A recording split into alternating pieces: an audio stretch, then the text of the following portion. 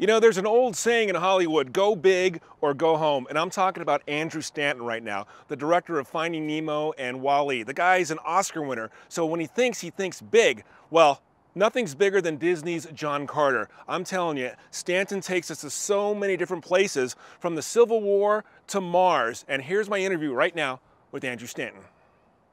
Andrew, welcome to VelvetRed TV. Where were you reading these books? Now, you talk about, reading all of Edgar Rice Burroughs, but where exactly were you? Well, when I first was introduced, I was over at my friend's house, and they had this attic where all the brothers hung out, and they introduced me to the comic books, and I started just reading the comic books, and then that led me to the books, and I think one of them lent me the book. And then I just remember reading the book at home all the time in my bedroom.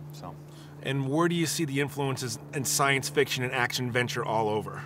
Well, you see it everywhere. I mean, you realize that from 1912 on, that's many generations, there have been people that have been influenced. So you see it in Superman comics, you see it in Flash Gordon, and then you start seeing it in things like, Star Wars. You even see it all the way to Avatar, and many more things than just that. And to me, it's not that anybody was stealing or robbing or copying. It's just you can see the inspiration. You can see great art inspires great art. I mean, you can look at any movie or listen to any music, and you can kind of tell the elements that maybe influence the growth of that artist. And so I never felt the book was literally done. I always felt like if you did exactly what the book was like to read, it has a real turn-of-the-century, beautiful 1912 romantic, naive sense of adventure that's really special.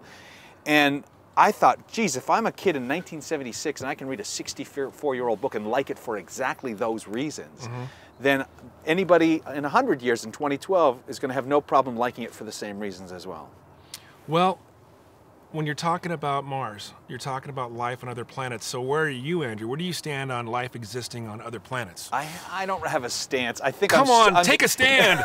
Take a stand. I think subconsciously it's happening because I've made Wall-E and now I've made, John Carter. And clearly I do hope there's more out there than what's on this planet. But I don't spend most of my time thinking about it. I'm too busy making movies.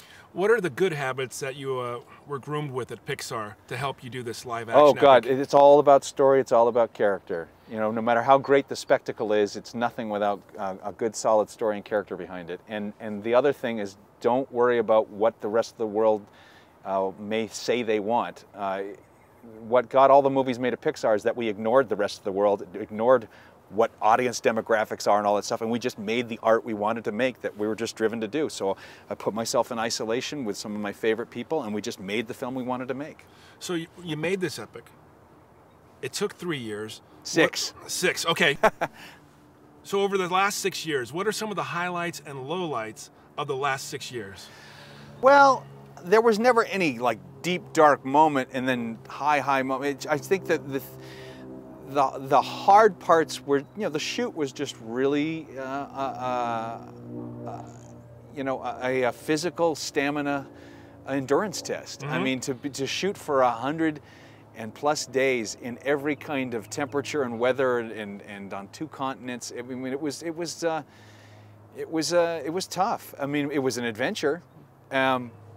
But in a weird way, that was also the highlights of it. I mean, I always tried to use this equate it to, you've decided to sail across the ocean, and that's the whole thrill of it. You're going to have monsoons, and you're going to have, really beautiful sunsets, and it's the whole package, and you can't get that adventure any other way. So I got to say, it was both. It's a great trip at the movies. Andrew, thanks so much for the time. Thank you so much. All right. Real pleasure. Okay.